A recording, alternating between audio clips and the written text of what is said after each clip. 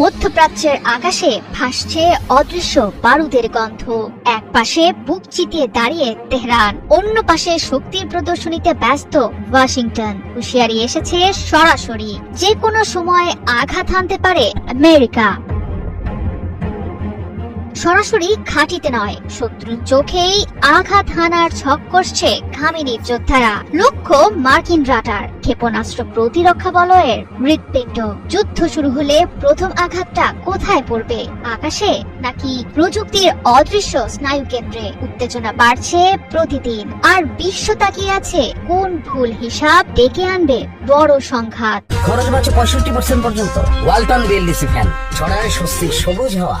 যে কোনো পরিস্থিতি সামাল দিতে বেশ হিসেবি পথে হাঁটছে ইরান। পরিকল্পনা এঁটেছে শত্রুর চোখে আঘাত হানার, যাতে পূর্ণ শক্তি নিয়ে আক্রমণের আগেই দুর্বল হয়ে পড়ে দৃশ্যমান শক্তির দেশখ্যাত আমেরিকা।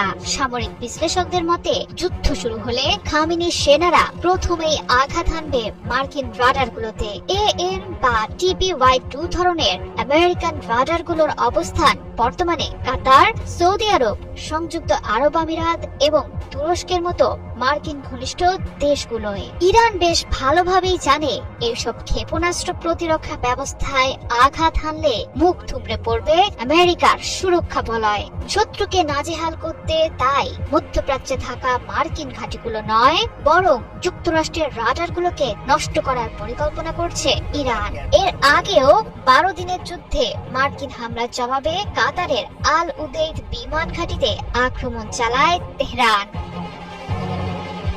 ইরান মনে করে উচ্চ রেজলিউশনের এক্স ব্যান্ড রাডারগুলো অকার্যকর করা গেলে উপসাগরীয় অঞ্চলে মার্কিন সামরিক বাহিনী তাদের আঞ্চলিক মিত্র ও গুরুত্বপূর্ণ অবকাঠামো রক্ষায় ব্যবহৃত স্তর ভিত্তিক ক্ষেপণাস্ত্র প্রতিরক্ষা কাঠামো অনেকটাই ভেঙে পড়বে। কেননা মার্কিন ব্যালিস্টিক মিসাইলের গুরুত্বপূর্ণ অংশ AN বা TPY-2 রাডারগুলো শুধু নজরদারির কাজেই নয়, বরং থার্ড ও প্যাট্রিয়ট প্রতিরক্ষা ব্যবস্থারও মূল সেন্সর হিসেবে কাজ করে। ফরওয়ার্ড বেস মোডে 3000 কিলোমিটারের বেশি দূরত্ব থেকেও এটি ক্ষেপণাস্ত্র শনাক্ত করতে সক্ষম বিধায় সহজেই শত্রুপক্ষের আক্রমণ রুখে দেয়া যায়। এর AESA প্রযুক্তি আসল ওয়ারহেড ও নকল আক্রমণ আলাদা করতে পারে এবং জটিল পরিস্থিতিতেও অগ্রাধিকার দিতে পারে বিপজ্জনক লক্ষ্যকে। তাই ব্যয়বহুল এই রাডার ছাড়া কার্যত অচল হয়ে পড়বে আমেরিকার প্রতিরক্ষা ব্যবস্থা।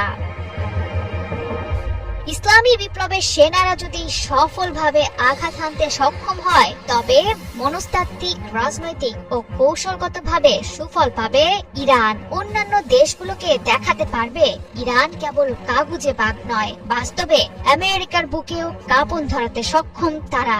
এর মধ্য দিয়ে ইরানের সংঘাত সৃষ্টির আগে দুবার ভাববে শত্রু ও প্রতিবেশী দেশগুলো। জয়া সরকার, ৭১।